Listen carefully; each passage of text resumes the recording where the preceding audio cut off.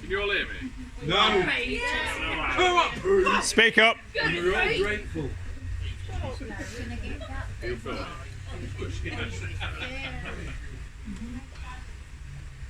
So, I'm just going to read this out how I've typed it so I don't miss anything out. Wedding speech. Pete and Lucy's wedding, 25th of June, 2021. Brilliant. Hooray! All it shows is Peter can now tell the time. I'll try and keep this short as possible, because if there's anything worse than making a tit out of yourself in front of a load of people, it's making a tit out of yourself in front of a load of people that you know. I just want to start this off by saying thank you for everyone coming here today to celebrate our wedding. How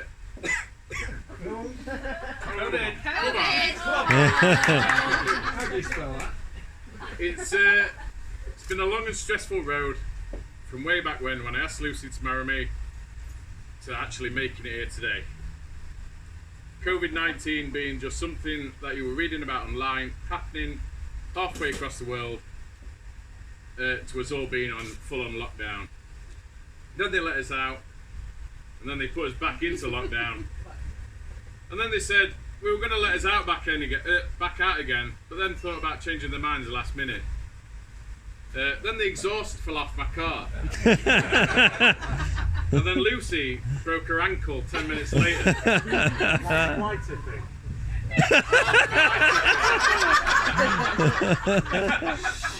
And then I nearly broke my ankle walking back to my car after dropping her off at hospital. So let me tell you, it's been a right pain in the arse trying to organise this. But organised it we have. Through everything, we've made it here today. And if that's not an accomplishment, then I don't know what it is. So for those of you that have persevered, and especially those that have travelled from as far as Crail and Brighton, Way! and everywhere in between, we just want to thank every single one of you.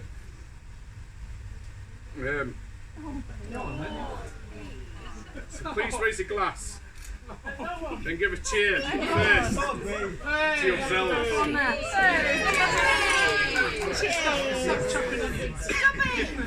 It's the hay fever, mate. Hay fever. Fortunately, there were a couple of people who were meant to be here today. Two people who we really wanted to come. But fate decided against it, and Lucy loved them both very much, and I wish I'd have gotten to know them better. And I'd like to imagine that they'd have enjoyed today immensely. So ladies and gentlemen, if we can please raise a toast to the absent family.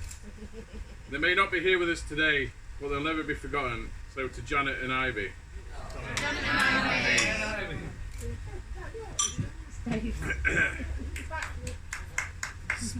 Thank you, Peter. Thank you.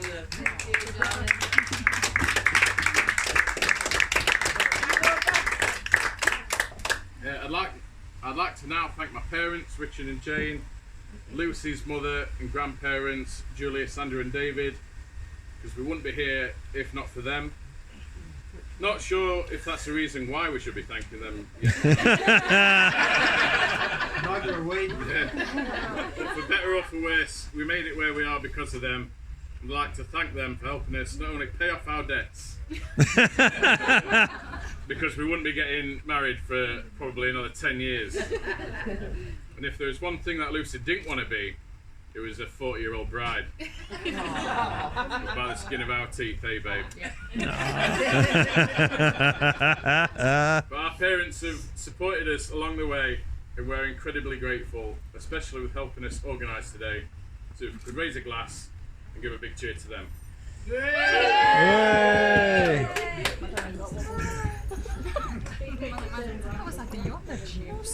I'd like to thank, next up, my best man, James.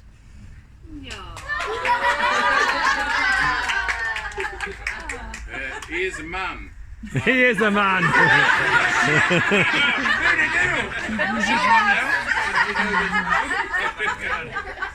He's a man I've loved every single bit of ever since we first met at CSC. When they sat me on my first day between you and Beth, training me to become as disillusioned with IT as everyone else. And from his inappropriate comments to his laugh out loud jokes, he's the funniest person I've ever met. The year we spent together in the Sharmada will always be one of the greatest years of my life. And it's like hay fever again, lad.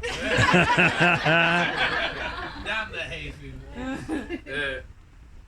Knowing you has been an absolute privilege. And you've had my back since the day we met.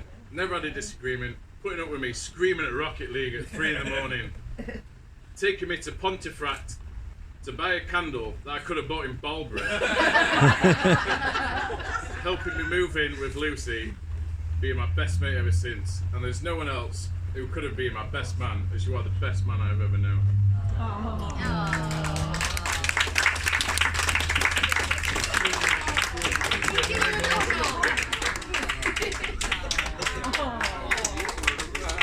That's true of you with COVID. Super spreaders. Not the only thing we've shared, is it, James? And of course, his lovely wife, Michelle. Thank you for being so supportive to Lucy over the years. She couldn't be who she is without you at her side. There will always be... there was always ever one choice for Maid of Honour. We love you so very much. Thank you both for being there for us.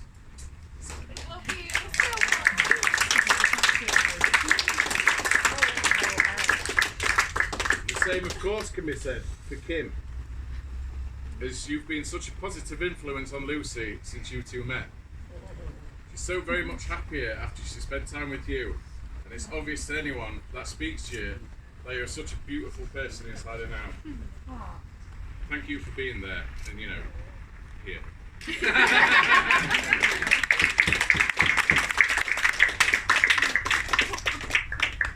And without Kim, of course, Lucy would never have met Leanne, who has done a fantastic job with the flowers. And we can't imagine anyone else making them as beautiful as they look.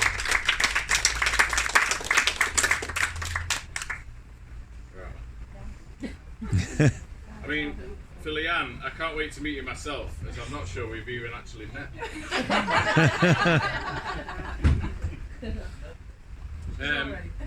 I'd like to thank next my ushers, Greg and Jake, two absolute top blokes I've known now for nearly 20 years. 20 years. Mental. I remember the first times me and Greg spoke, he lent me £1 to buy some chips at the pub.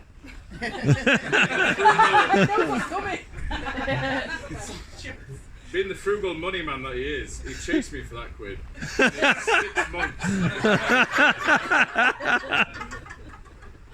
And I met them both through other friends I was in college with. But it wasn't long before we became good friends ourselves.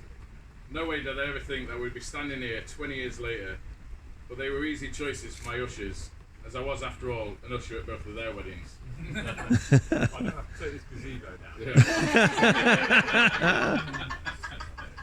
I was going to say, special thank you for Jake for not having me take a gazebo down at 1 in the morning after I smashed it out of my face. I'm going to go and jump you later. Something tells me it's going to be a bass ice here.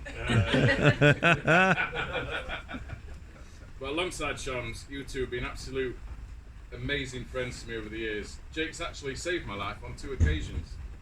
Once I almost stepped in front of a taxi in Manchester, literally inches away from being across the windscreen, until Jake pulled me back by my collar. And again in Abersock, when I was almost swept out into sea. True story, you nearly died both times. Jake came rowing over and towed me back to the beach. So if it wasn't for you, Jake, I surely wouldn't be here today. Greg's definitely got some work to do, especially if he made me climb Mount Snowdon, where I felt like I was going to die every step I took. But in all seriousness, thank you to Anne Shams for giving me amazing stag do, and for everyone that came. I honestly couldn't have asked for anything better. Thank you both for being my mates for the last 20 years. It's been an honour, as I was watching you both create your own family, I can't wait to see Alfie and Jensen grow over the years and become a mini Jake and Greg themselves. I love you two very much. Aww.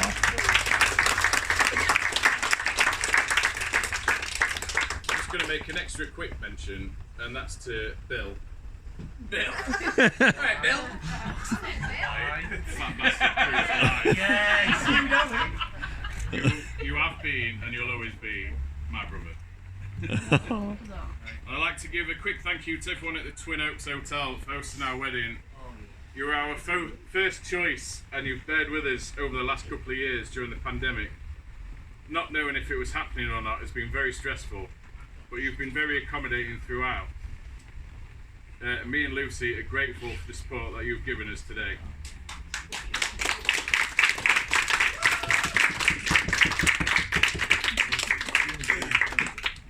And lastly, speaking of my not quite 40-year-old bride Lucy. Oh. I'm sure you'll all agree that she looks absolutely stunning today. Yeah!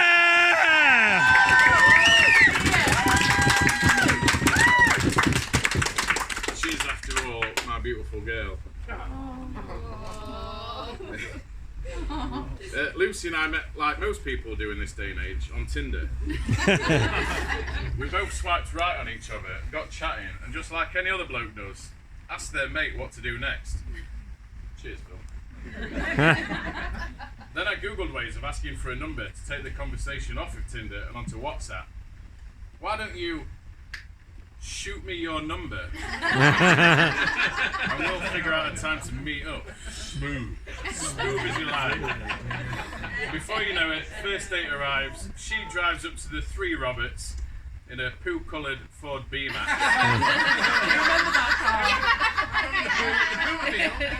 And who does she see? This dashing man, wearing his best clobber. Black leather jacket, flared bright blue jeans, black leather Skechers on his feet. She could not believe her luck. She was nervous, but I chucked a pint her way and I let her talk whilst I did the listening. Then I took her back to the Sharmada. And it's not hard to see what drew her to me over the last 5 years.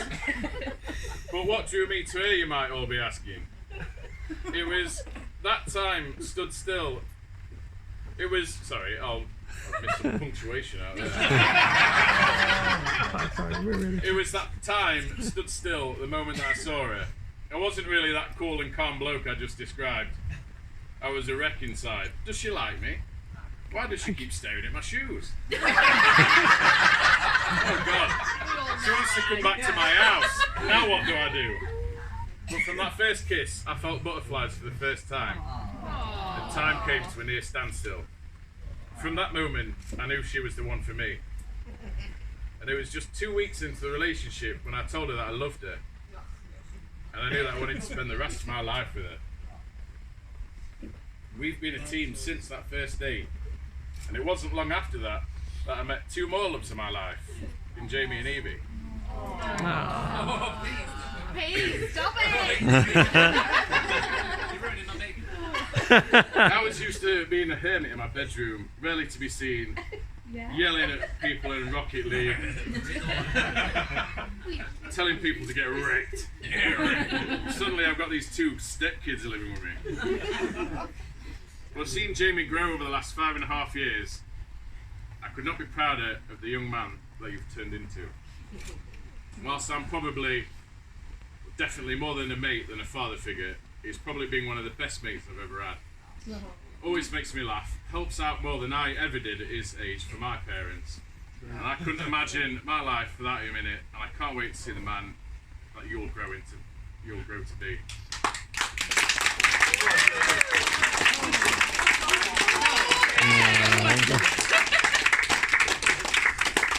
Hopefully, he'll be so successful that he remembers who paid for his internet all the time and will pay for my retirement home. Let's just remember who stopped your mum from phoning 999 after I had too much to drink and Don't threw ring up 999. all over my car and all over my side of the bed.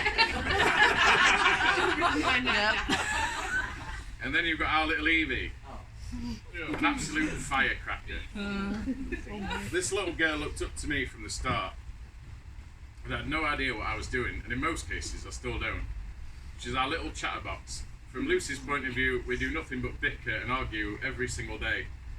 But I tell you what, I love Evie so much that it hurts. Both my heart and my head. She's a beautiful soul, constantly happy, except for the times when she's not. But no matter how much we bicker and shout and scream, every night it's ended with a hug and a kiss and I love you. And even though, Evie, that you keep breaking expensive things and you answer back to every single thing I say, I'll always love you, Evie, because you're mine as much as I'm yours. Oh.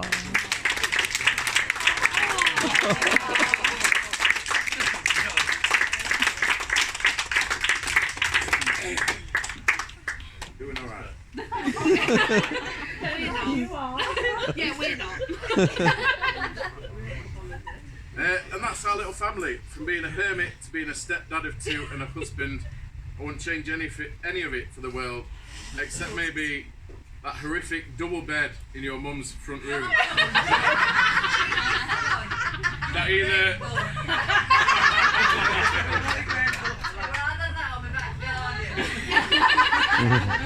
It either broke my spine or resulted in me getting elbowed in the face by Lucy. And because of you, Lucy, I did things that I wouldn't have done otherwise, like crawling around abandoned houses, getting snaps and old and then getting chased for 10 miles by a crazy woman and a dog. Or travelling across Scotland onto a boat to St Kilda, getting thrown up on by some bloke. Oh, excuse me, doll. I think I might have got a little bit of sick on you, doll. Peppered in it. It was Irish. From Thrones Fest in Kent to Fitters in Cleethorpes, Mallorca with the kids, talking to some German kid with Google Translate, going to every museum that's in England, breaking down in Beamish and having to pay £400 to get home, £900 to fix the car. It's no wonder why we're always knackered. But there's no one else I'd rather have experienced all this than with you three. A great man once said, I rather believe that time is a companion who goes with us on the journey and reminds us to cherish every moment because they'll never come again. What we leave behind is not as important as how we lived. We've got a whole lot of more living to do together. Stop it now, please. Yeah, we need to stop now, Pete. Yeah, we've got I'm nearly there. tissues. So everyone, please finally raise a glass to my family, my wife, my beautiful stepchildren. Cheers. Cheers.